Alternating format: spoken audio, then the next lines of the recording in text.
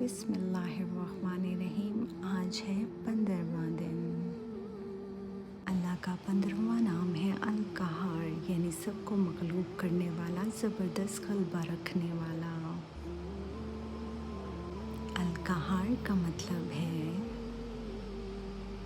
اللہ تعالیٰ وہ ذات ہے جسے پوری کائنات پر کامل اور ناقابل مزاحمت اختیار حاصل ہے۔ کوئی طاقت یا مخلوق اس کے حکم کی مخالفت نہیں کر سکتی۔ وہ تمام قوتوں اور طاقتوں کو زیر نگین رکھتا ہے۔ کائنات کی ہر چیز اس کی حاکمیت کے آگے جھکی ہوئی ہے۔ اس کا غلبہ کامل، مطلق اور ناقابل شکست ہے۔